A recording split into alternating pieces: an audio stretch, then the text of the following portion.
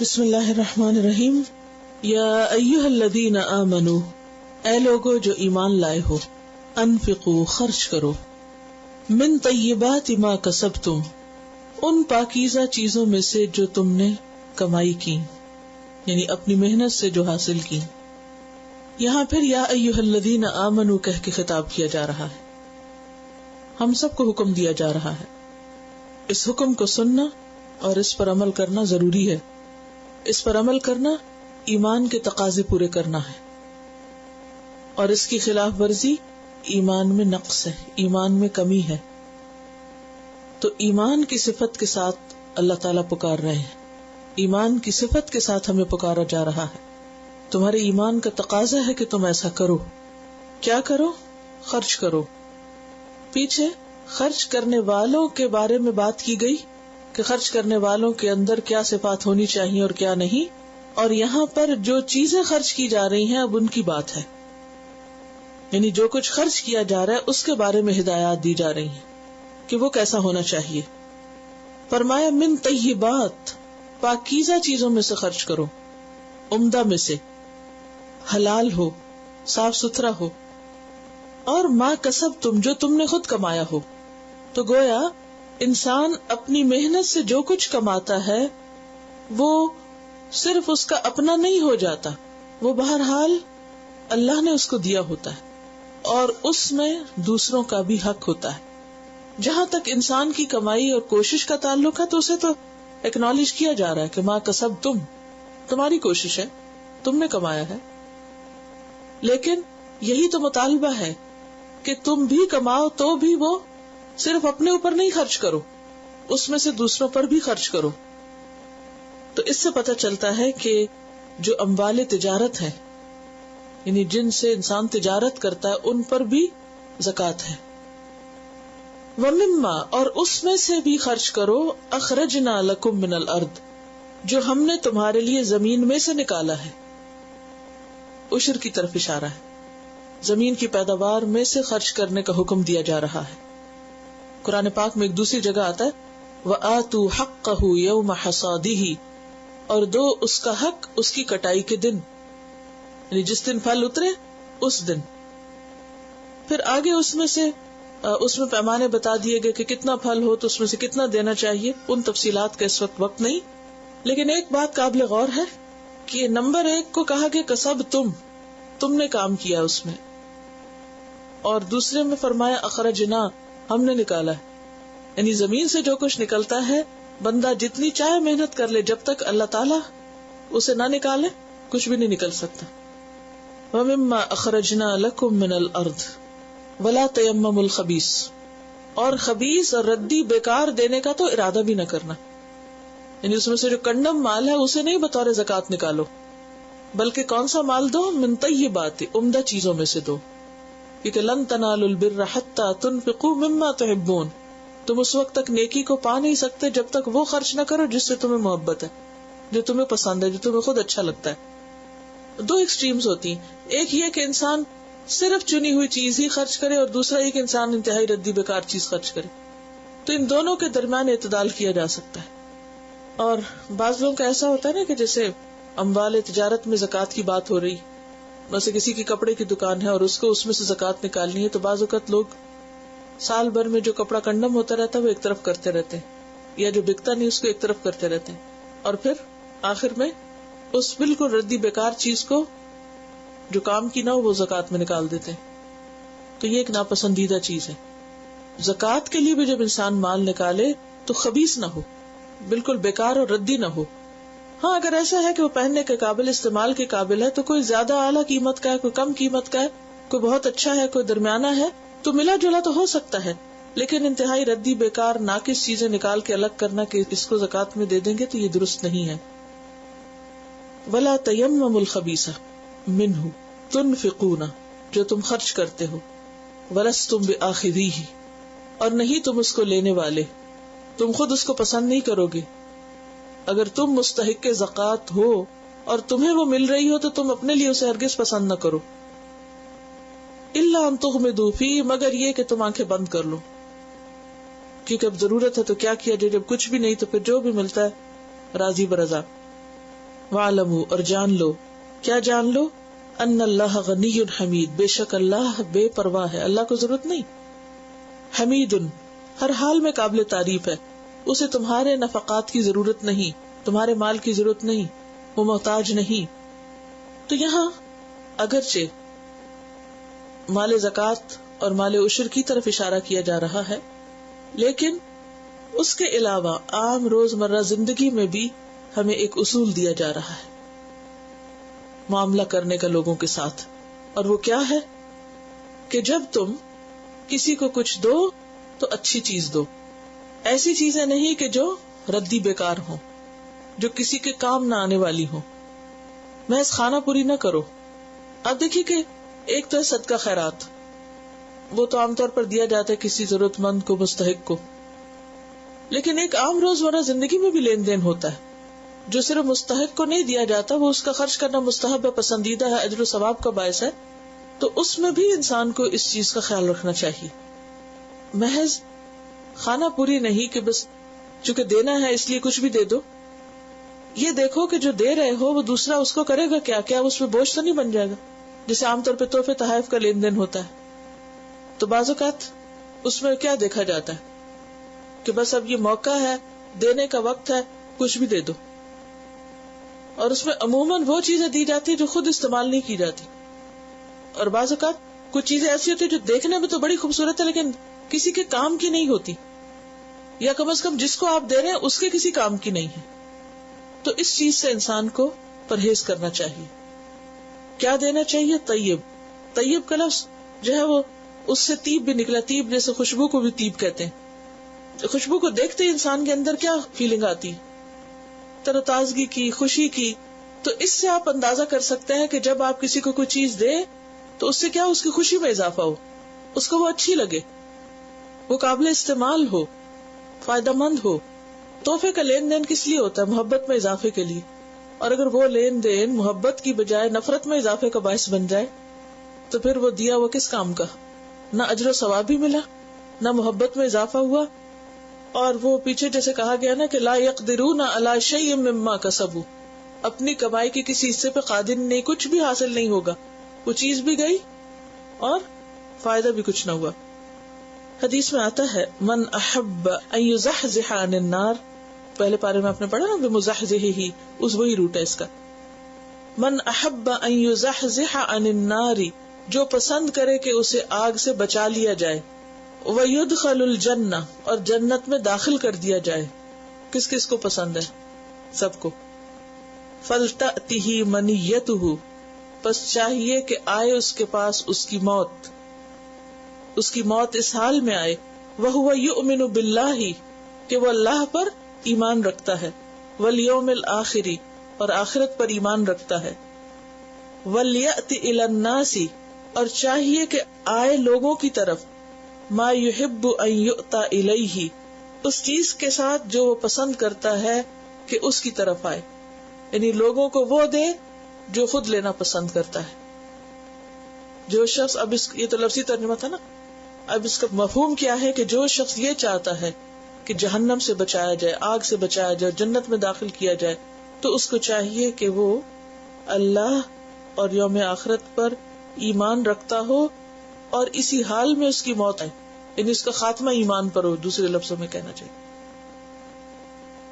اور لوگوں کو وہی دے یا لوگوں کے ساتھ وہی سلوک کرے جو وہ اپنے لیے چاہتا ہے کہ لوگ اس سے سلوک کریں. جو چیز اسے اپنے لیے پسند تھی وہی دوسروں کے لیے پسند کرے، تو مسئلہ ہی حل ہو جائے گا. کیونکہ بات یہ ہے کہ جو کسی کو رسپیکٹ دے نہیں سکتا اس کو رسپیکٹ نہیں ملتی، جو محبت دیتا نہیں اس کو محبت نہیں ملتی، جو کسی کا احترام نہیں کرتا اس کو احترام نہیں ملتا، جو کسی کا اچھا نہیں چاہتا پھر اس کا بھی اچھا نہیں چاہا جاتا. تو جو اپنے لیے پسند کرو وہی پھر دوسرے کے لیے کرو.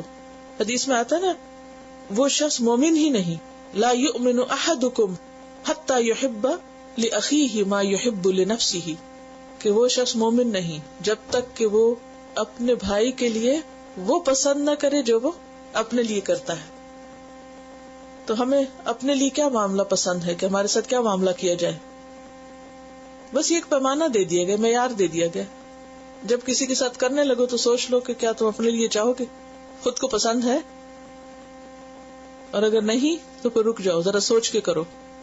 وَاعْلَمُوا، اور جان لو، ان اللہ، بے شک اللہ، غنی، بے نیاز ہے، حمید، تعریف والا ہے. یعنی اللہ کو تمہارے مال کی کوئی ضرورت نہیں. اور پھر اگر انسان یہ سوچ کے دینا کہ یہ میں بندے کو نہیں دے رہا، اللہ کو دے رہا ہوں، تو پھر کیسا دے گا؟ کیونکہ ہم بندے کو دے رہے ہوتے ہیں نا، ہم سوچتے ہیں انسان ہی تو ہے، لہٰذا جیسا انسان ہوتا ہے نا ویسے ہی معاملہ کر لیتے ہیں. کوئی ہمارے ساتھ اچھا ہوتا تو ہم بھی اس کے ساتھ اچھے بن جاتے ہیں، اور جو ہمارے ساتھ اچھا نہیں ہوتا تو ہم بھی اس کے ساتھ اچھے نہیں ہوتے. تو اس پر بھی ایک حدیث آتی ہے کہ تم اپنے رویے کو لوگوں کے تابع مت کرو. یہ مت کہو کہ لوگ اچھے ہوں گے تو ہم بھی اچھے ہوں گے، وہ اچھے نہیں تو ہم بھی اچھے نہیں. ہمیں کیا کرنا چاہیے؟ جو ہمارے نزدیک درست ہے. ہمارا عمل لوگوں کی رائے کے تابع، لوگوں کے رویے کے تابع نہ ہو، کیونکہ چونکہ وہ میرے سے اچھا نہیں لہٰذا میں کیوں اچھا ہوں. ان کا سوال یہ کہ کیا ایسی چیز دے سکتے ہیں کہ جو ہماری ضرورت کی نہیں لیکن دوسرے کے لیے وہ ضرورت کی چیز ہے اور اس کے کام کی ہے، تو ایسا دے سکتے ہیں کہ اس کے فائدہ ہو جائے، وہ خوش ہو کے لینے والا ہو، یعنی اس کے اینڈ پر وہ پسندیدہ ہے. کیونکہ چوائسز تو بدلتی رہتی ہیں نا، ہماری چوائس اور دوسرے کی چوائس میں فرق ہو سکتا ہے، ہماری ضرورت اور دوسرے کی ضرورت میں فرق ہو سکتا ہے. تو پیچھے آپ پڑھ چکے ہیں کہ پوچھا گیا کیا خرچ کرے، تو کہا گیا جو ضرورت سے زائد ہو. بعض چیزیں ہماری ضرورت سے زائد ہو جاتی ہیں، مثلا چھوٹی ہو جاتی ہیں یا کسی بھی اور وجہ سے ہم ان کو استعمال نہیں کر سکتے، تو بجائے اس کے کہ وہ ضائع کر دی جائیں، وہ کسی نہ کسی کے استعمال میں لے آئی جائیں. لیکن یہ اصول جو دیا جا رہا ہے وہ عام طور پر جب آپ زکوٰۃ کا مال نکالیں یا آپ اللہ کی خاطر صدقہ خیرات کریں یا کسی کو کھانا کھلائیں یا کوئی اور اس طرح کی، تو بالکل ردی بیکار چیز مت دیں. الشیطان، شیطان، یعدکم الفقر، وعدہ کرتا ہے تم سے فقر کا. یعنی رکاوٹ کون بنتا ہے اچھا کرنے میں؟ شیطان. تو شیطان کا تو کام ہی یہ ہے کہ وہ تمہیں تھریٹ کرتا ہے کہ دیکھو اگر کسی کو دے دیا تو تمہارا کیا بنے گا، اس طرح تو تمہارا اپنا خرچ پورا نہیں ہوگا، تمہاری ضرورت پوری نہیں ہوگی، تم فقیر بن جاؤ گے. وَيَأْمُرُكُمْ بِالْفَحْشَاءِ، اور اس کے ساتھ ساتھ دوسری طرف بے حیائی کا حکم دیتا ہے، برے کاموں کا حکم دیتا ہے. اور بے حیائی میں اگر ہم یہاں مال خرچ کرنے کے معاملے میں لیں تو مراد اس سے بخل ہے یا پھر اسراف ہے. یعنی جب اللہ کے راستے میں دینا ہو تو دینے نہیں دیتا، کہتا فقیر ہو جاؤ گے. لیکن اگر اپنی ضروریات پر ضرورت سے زائد خرچ کرنے کی بات ہو، بے محابہ خرچ کرنے کی، تو اس پر وہ بہت اسے خوشنما بنا کے دکھاتا ہے. واللہ یعدکم مغفرۃ، اور اللہ وعدہ کرتا ہے تم سے مغفرت کا، گناہوں کی معافی کا، کہ اگر تم خرچ کرو گے تو نتیجے میں کیا فائدہ ہوگا. حدیث میں آتا ہے نا کہ صدقہ کرنے سے گناہوں کی آگ بجھ جاتی ہے، اللہ تعالیٰ کا غضب ٹھنڈا ہوتا ہے. تو اللہ تم سے مغفرت کا وعدہ کرتا ہے، وفضلا، اور فضل کا، یعنی صرف ثواب ہی نہیں دے گا، صرف گناہ ہی بخشے نہیں جائیں گے، بلکہ اس کے ساتھ ساتھ اور کیا ہوگا، مزید بھی چیزیں ملیں گی اور اس کی رحمتیں اور نوازشیں ہوں گی جو صدقہ خیرات کا ایک نتیجہ ہوتا ہے. یعنی صدقہ خیرات ایسی چیز ہے کہ جس سے انسان کو دنیا میں بھی فائدہ پہنچتا ہے اور آخرت میں بھی. اور دنیا کے فائدے کیا ہیں؟ انسان کی بلائیں ٹلتی، صدقے سے بلائیں ٹلتی ہیں، مصیبتیں دور ہوتی ہیں، تکلیفیں دور ہوتی ہیں انسان کی، انسان کے غم اور دکھ جو ہیں ان سے نجات ملتی ہے اس کو.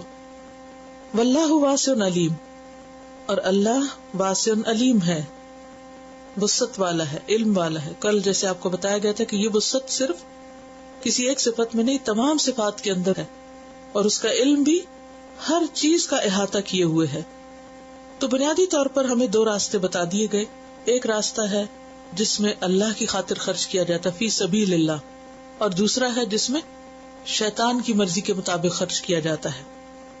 جب انسان اللہ کے راستے میں خرچ کرتا ہے تو کہاں خرچ کرتا ہے بتائیے؟ انسانوں کی بھلائی میں، اللہ کی رضامندی میں، دین کے فائدوں میں، دین کی ترقی میں، یعنی بلند مقاصد کے لیے خرچ کرتا ہے. دوسرا راستہ شیطان کا راستہ. جب انسان شیطان کے کہنے پہ خرچ کرتا ہے تو کہاں خرچ کرتا ہے؟ اپنی خواہشات پر، ضروریات پر نہیں، خواہشات پر. اور خواہشات کیا ہوتی ہیں؟ خواہشات نفس. کھانا ہے صرف ضرورت کا نہیں، یہ بھی لے لوں، یہ بھی کھا لوں، وہ بھی بنا لوں، اور پھر بعض اوقات کیا تو چیزیں لا کے رکھ دیتے ہیں اور وہ گل سڑ کے خراب ہو جاتی، پھر اٹھا کے پھینک دیتے. تو یہ شیطان نے ضائع کرایا نا مال. پہلے آپ سوچ سمجھ کے خریدتے، اتنا ہی لیتے جتنا آپ کو چاہیے تھا. اب ہرس اور لالچ نے آپ کو کس پہ مجبور کیا؟ اوور سپینڈنگ پہ، زیادہ خریدنے پہ. اسی طرح پہننے میں بھی زیادہ ضرورت کپڑے خرید کے رکھ لیتے، پھر پہنے نہیں جاتے، پھر کیا ہوتا ہے چھوٹے ہوتے ادھر ادھر ختم کر دیے جاتے ہیں. اور اسی طرح باقی تمام چیزوں میں بھی. تو شیطان کا کام کیا ہے کہ انسان کو ایسی چیزوں میں الجھاتا ہے، وہ چیزیں خوبصورت بنا کے پیش کرتا ہے کہ جس کی وجہ سے انسان کے پاس اتنا بچے ہی نہ کہ وہ خیر اور بھلائی کے کام میں خرچ کر سکے. تو خرچ کرنے کی دو صورتیں ہیں، اور ہم میں سے ہر ایک اپنے آپ سے پوچھے کہ میں کہاں خرچ کرتی ہوں. کیا اللہ کے راستے میں؟ اور کون کون سا اللہ کا راستہ؟ میں نے ابھی بتایا، دہرائیے ذرا اس کو، کیونکہ یہ ہمارے عمل سے متعلق ہے چیزیں. انسانوں کی بھلائی کے کام میں، اللہ کی رضامندی کے کاموں میں، دین کی سربلندی اور بلند مقاصد کے لیے. اور شیطان کا راستہ کہاں سے آتا ہے؟ خواہشات نفس، کہ ذاتی ضروریات کو اتنا بڑھا چڑھا کے وہ پیش کرتا ہے کہ انسان اسراف سے کام لینے لگتا ہے، فضول خرچی کرنے لگتا ہے، ضرورت کے بغیر خرچ کرنے لگتا ہے. تو قرآن پاک میں آتا ہے نا، ان المبذرین کانوا اخوان الشیاطین، ان المبذرین کانوا اخوان الشیاطین وکان الشیطان لربہ کفورا. سورۃ بنی اسرائیل کہ بے شک فضول خرچ لوگ شیطان کے بھائی ہوتے ہیں، اور شیطان اپنے رب کا بڑا ہی ناشکرا ہے، تو انسان کو بھی ناشکرا بناتا ہے. تو ضرورت اس بات کی ہے کہ ہم شیطان کو اپنا دشمن سمجھیں اور اس کے پھندوں اور جالوں سے محفوظ رہیں. ان الشیطان لکم عدو فاتخذوہ عدوا انما یدعو حزبہ لیکونوا من اصحاب السعیر. شیطان تمہارا دشمن ہے، اسے دشمن سمجھو. اس کی پارٹی یعنی شیطان کا گروہ یا پارٹی جو ہے وہ تم کو بلا رہی ہے اپنی طرف، تاکہ تم بھی جلنے والوں میں شامل ہو جاؤ. تو بات یہ ہے کہ ہر وہ چیز جس کے کرنے سے فساد، تعلقات کی خرابی اور انسان کی زندگی میں بدمزگی آئے، وہ دراصل شیطان کی مداخلت کی وجہ سے ہوتی ہے.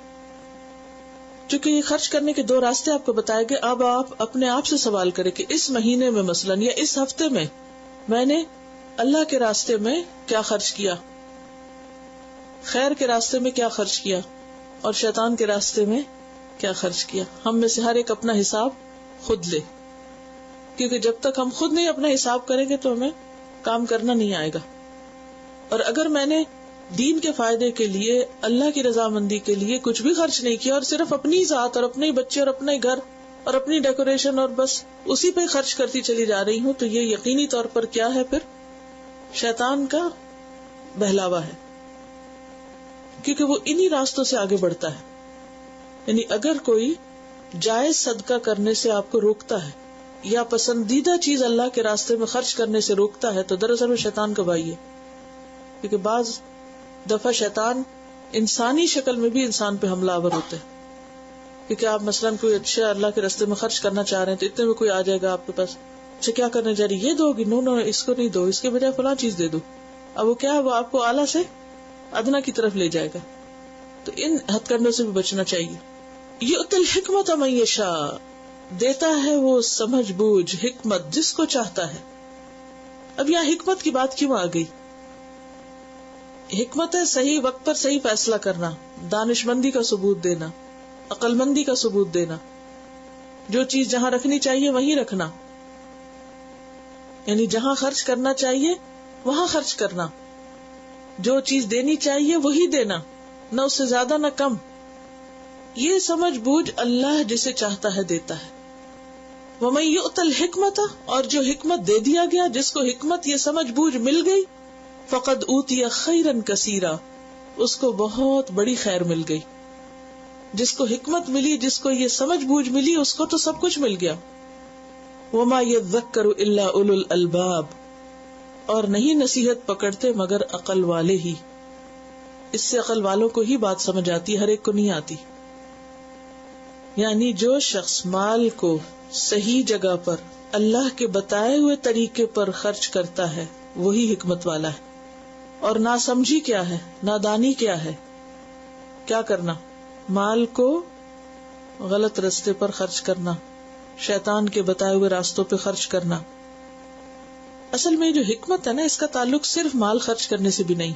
حکمت کا تعلق زندگی کے سارے معاملات سے ہے. کہ انسان جو کچھ بھی کرے سمجھ بوجھ کے کرے. حکمت باتوں میں بھی ہوتی ہے, حکمت کاموں میں بھی ہوتی ہے. مثلا کاموں میں حکمت کیا ہے؟ مثلا کھانا پکانے کی مثال.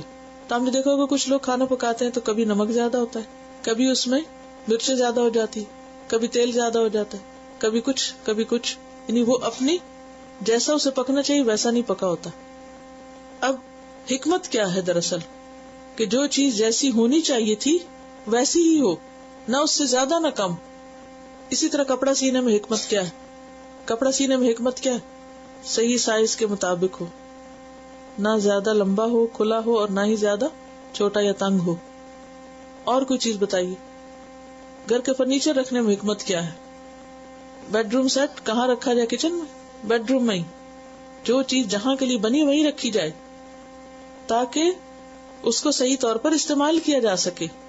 تو حکمت کیا ہے؟ چیزوں کو ان کی مناسب جگہ پر رکھنا.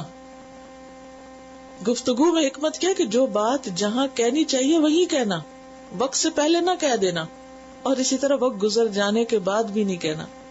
اب ایک معاملہ ہو چکا سارا, اور اب آپ کیا اس کو خام خواہ چھیڑ کے اس میں فتنہ فساد کر رہے ہیں. ہو گیا, گزر گیا, آپ کو ضرورت نہیں اس کو کرنے کی. تو حکمت کیا ہوتی ہے؟ باتوں میں بھی ہوتی ہے کہ بات کو موقع محل کی مناسبت سے کرنا. اب مثلا موقع محل کی مناسبت کیا ہے کہ اگر کہیں کو فوت ہو گیا تو وہاں کیسی بات کی جائے؟ جوک سنائے جائے, یا شادی کے موقع پر کیا کیا جائے؟ یعنی خوشی کے موقع پر خوشی کا اظہار, غم کے موقع پر غم کا اظہار. اور اگر کوئی اس کے برعکس کرے, غم کے موقع پہ ہنسنا شروع کر دے, خوشی کے موقع پہ رونا شروع کر دے, تو یہ حکمت ہوگی؟ نہیں, یہ حکمت نہیں. اسی طرح عمل میں حکمت کیا ہے؟ جو چیز جہاں کی ہے وہیں رکھی جائے. مثلا قرآن مجید کے رکھنے کی جگہ کہاں ہوتی ہے؟ اونچی جگہ پر, مقدس جگہ پر. اسی طرح کپڑوں کے رکھنے کی ایک جگہ ہے. اسی طرح تو اس کا تعلق زندگی کی آرگنائزیشن سے بھی ہے کہ آپ آرگنائزڈ انسان ہو, یعنی جہاں جو چیز مناسب ہے وہیں رکھی جائے جس میں سہولت ہو انسان کی. اسی طرح حکمت ہوتی ہے کہ جو چیز چھوڑ دینی چاہیے اسے چھوڑ دے, اور جو چیز اختیار کرنی چاہیے اسے اختیار کر لے بغیر کسی رکاوٹ کے. جہاں چلنا مناسب ہو وہاں چلے, اور جہاں رکنا مناسب وہاں رک جائے. بے وقت اقدام نہ کرے.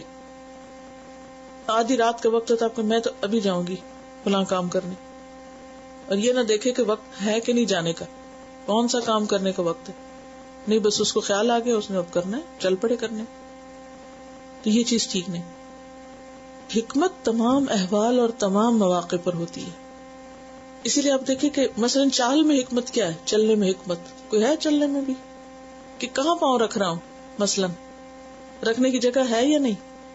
ہم نے دیکھو کہ بعض لوگ برتن بہت توڑتے, ہوتا نا ایسے, اور کچھ لوگ سال ہر سال ان سے کوئی برتن نہیں ٹوٹتا. ہو فرق کس چیز کا ہے؟ برتنوں کے کچے پکے ہونے کا یا انسان کا؟ چھوٹ بھی جاتے ہیں بعض اوقات, لیکن وہ کبھی کبھار تو ہوا, لیکن کچھ لوگ تو بس روز ہی چھوڑتے رہتے ہیں. دیکھیے کہ یہ ایسے ہی ہے کہ اللہ جسے چاہتا ہے لمبی عمر دیتا ہے, جسے چاہتا ہے رزق دیتا ہے. تو جہاں بھی من یشاء کا لفظ آئے, ایک قاعدہ بنا لے قرآن مجید میں من یشاء کو سمجھنے کا, اور وہ کیا ہے کہ اللہ کی مشیت اس کی حکمت کے تابع ہوتی کہ کس کو کیا چیز دینی ہے اور کس کو نہیں دینی. کس کو دوں گا تو وہ اسے استعمال بھی کرے گا, اور کس کو دوں گا تو اس کو دینا اور نہ دینا برابر ہے, کیونکہ اس کا ہر کام حکمت پر مبنی ہے. اللہ کا اپنا ہر کام کس میں مبنی ہے؟ حکمت پر. تو کیا ایسا ہو سکتا ہے کہ اس کی حکمت کا تقاضا ہو کہ یہاں دیا جائے یا یہاں نہ دیا جائے اور وہ اس کے خلاف کرے؟ نہیں, اس کا کوئی کام بھی حکمت کے خلاف نہیں ہے. سوچ سمجھ کے کام کرنا چاہیے, اسے اپنے امور کو ریویو کرنا چاہیے کہ میری غلطی کہاں ہے. ٹھیک ہے نا, کیونکہ بہت سے لوگ غلط کام کرتے بھی مانتے بھی نہیں ہے کہ وہ غلط کر رہے ہیں, سوچتے نہیں ہیں, غور نہیں کرتے. اور یہاں پر یہ جو کہا گیا نا, اور جس کو حکمت دی گئی اس کو بہت بڑی بھلائی دے دی گئی, بہت بڑی بھلائی. اب ہر ایک کا دل للچاتا ہے کہ میرے پاس بھی ہو, کیونکہ خیر کے لیے حدیث تو ہونا چاہیے نا. حدیث میں آتا ہے احرص علی ما ینفع, حرص رکھو اس چیز کی جس تم کو فائدہ پہنچے. یہ نہ کہو کہ نہیں اچھا کوئی نہیں, میری قسمت میں ہوتا تو مل جاتا.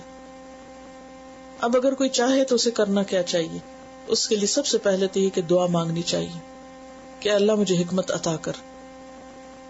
سب سے پہلے اللہ سے مانگ، کیونکہ یہ اللہ دیتا ہے، اللہ کے پاس ہے، تو جو اس سے مانگے گا اسے ملے گی. ٹھیک ہے. نمبر 2، عقل مندوں کی صحبت اختیار کرے. یعنی اپنی طرف سے کوشش کیا ہونی چاہیے کہ جو صاحب حکمت لوگ ہیں ان کی صحبت میں بیٹھے، ان کے پاس اٹھے بیٹھے، دیکھے کہ وہ کیسے کام کرتے ہیں. مثلا ہم نے کھانا پکانے سے بات شروع کی تھی، تو اگر آپ اچھا کھانا پکانا چاہیں تو آپ کو کیا کرنا ہوگا؟ صرف ریسیپی بک پڑھ کے آپ بنا لیں گے؟ سوال ہی پیدا نہیں ہوتا. صرف علم سے یا کتاب سے حکمت نہیں آتی. آپ کو اس شخص کے پاس کھڑے ہونا پڑے گا، دیکھنا پڑے گا، غور کرنا پڑے گا، اور جتنے غور سے آپ اس کی سب چیزیں، کیونکہ وہ پکانے والا ہر چیز بتاتا بھی نہیں ہے، وہ کچھ چیزیں صرف کر ہی رہا ہوتا ہے. تو اب آپ کی آبزرویشن جتنی اچھی ہوگی اتنا ہی بہتر آپ اس سے اخذ کر لیں گے. تو جو جس چیز کا ماہر ہو اس کی صحبت اختیار کرنا ضروری ہے. تو حکمت کے لیے عاقلوں کی صحبت. تیسری چیز، زندگی کے تجربات. اگر انسان ان سے سبق سیکھے. اگر ایک کام کرنے سے، مثلا آپ نے اگر 1 کلو چاول میں آدھا کلو گھی ایک دفعہ ڈال دیا تو آپ کو پتا چل گیا، خود ہی کسی نے نہیں بھی بتایا تو آپ کو پتا چل گیا کہ یہ میری غلطی تھی اور آئندہ مجھے اتنا نہیں ڈالا. کچھ لوگ کہیں سے نہیں سیکھتے، تجربے کر کر کے ایرر اور ٹرائل کے بیس پر سیکھتے جاتے ہیں. تو یہ بھی حکمت حاصل کرنے کا ایک طریقہ ہوتا ہے، مگر یہ بڑا طویل سفر ہوتا ہے. انسان غلطیاں کر کے اپنی غلطیوں سے سیکھے، اور یہ بھی صرف وہ لوگ سیکھتے ہیں جو سیکھنا چاہتے ہیں. بہت سے لوگ اس سے بھی کچھ نہیں سیکھتے. تو کون سی 3 چیزیں حکمت حاصل کرنے کے لیے؟ دعا، زندگی کے تجربے، اپنی غلطیوں سے سیکھنا، ایکسپیریمنٹ سے سیکھنا. اور یہ وہ سیکھے گا جس کو طلب ہوگی، جو واقعی سنجیدہ ہوگا. ہر ایک نہیں سیکھتا اس سے بھی. بعض اوقات کیا ہوتا ہے، ایک چیز سے ہمیں چوٹ لگتی ہے، دوبارہ اٹھتے پھر اسی سے پھر چوٹ لگ جاتی. کیوں آتا ہے ایسے؟ ہم سنجیدہ نہیں ہوتے، ہم توجہ نہیں کرتے نا. بس ٹھیک ہے، جو بھی ہے سب ٹھیک ہے. ہاں، صرف عقل مندوں کے پاس بھی بیٹھ کے نہیں سیکھ سکتے. دیکھیں نا، بچے ہوتے ہیں نا، تو ان کو ایک چیز سے پسلیں گے، پھر وہیں جائیں گے، پھر چوٹ کھائیں گے، پھر تھوڑے دنوں میں کیا ہوتا ہے، پھر سمجھ آتی، پھر کہتے نہیں اس کو ہاتھ نہیں لگانا، یہ گرم ہے. کس چیز نے ان کو یہ سمجھ دی؟ آپ نے تو بہت سمجھایا تھا، انہوں نے کچھ نہیں سمجھا. انہوں نے تجربہ کیا، پھر تجربے سے سیکھ گئے نا. بعض چیزوں میں وہ آپ کی کاپی کرنے لگتے، جس چیز سے آپ ڈرتے وہ بھی ڈرنے لگتے. وہ دیکھ کے آپ سے سیکھتے ہیں. اور کچھ چیزیں ایسی ہیں جو ان دونوں سے نہیں آتی، بس اللہ ہی دے تو آتی ہیں، اور اللہ ہی سے مانگنی چاہیے، اپنے لیے بھی اور دوسروں کے لیے بھی. کیونکہ یہاں فرمایا وَمَا يَذَّكَّرُ إِلَّا أُولُو الْأَلْبَابِ. کیا مطلب ہے اس کا؟ نصیحت نہیں پکڑتے، نہیں سیکھتے مگر عقل والے. کون سی عقل والے؟ الباب سے میں نے کیا بتایا تھا مطلب؟ ذرا لفظی ترجمہ دیکھیے میں ایسے ہی تفریح کے طور پہ الفاظ کی وضاحت نہیں کراتی، اس کو آپ تفسیر میں فٹ کیا کریں. وہ ایک الگ سبجیکٹ نہیں ہے، وہ اس کے اندر ہی لایا کریں. الباب لب سے ہے. لب کس کو کہتے ہیں؟ کون سی عقل؟ ہر عقل لب نہیں ہوتی، چنی ہوئی عقل، پیور خالص عقل، یعنی خاص قسم کی عقل، عقل رشد جس کو کہتے ہیں، جو آمیزش سے خالی ہو، جو واقعی انسان اس کو استعمال کرے اور اس سے فائدہ حاصل کرے. اور خاص طور پر حکمت کا لفظ استعمال ہوتا ہے دین کی سمجھ کے لیے. یعنی دنیاوی معاملات میں بھی حکمت ہوتی ہے، لیکن خصوصی طور پر دین کی سمجھ. آپ نے دیکھا کہ بہت سے لوگ دنیا میں بہت کامیاب ہوتے ہیں، انتہائی عقل مند ہوتے ہیں، لیکن دین کے معاملے میں کچھ سمجھ نہیں. تو بات یہ ہے کہ اصل حکمت اللہ کے خوف سے آتی ہے. رأس الحکمت مخافت اللہ یا خشیت اللہ. حکمت کی جو بنیاد ہے، یہ اصل ہے، وہ اللہ کا خوف ہے. درست علم ہو، درست عمل ہو، سچی زبان ہو، عقل سلیم ہو، تو دین کی سمجھ پیدا ہوتی ہے. دینی معاملات میں حکمت کیسے آتی ہے؟ صحیح علم، اوتھینٹک نالج، اور اس پر عمل. کیونکہ تجربہ نہیں کریں گے، اس کو اپلائی نہیں کریں گے تو فائدہ نہیں. سچی بات، قول صادق، عقل سلیم. نتیجہ کیا ہے؟ فقہ فی الدین. الٹیمیٹلی آپ کو دین کی سمجھ آنے لگے گی.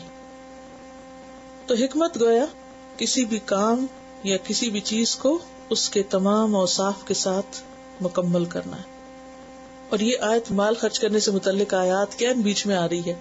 کیوں؟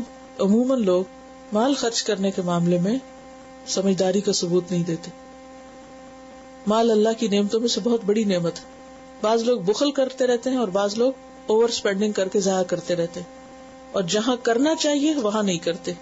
جو فائدے کی جگہ ہے وہ بھول جاتے ہیں، جو فائدے کی جگہ ہے وہ بھول جاتے ہیں، جو فائدے کی جگہ ہے وہ بھول جاتے ہیں، جو فائدے کی جگہ ہے وہ بھول جاتے ہیں.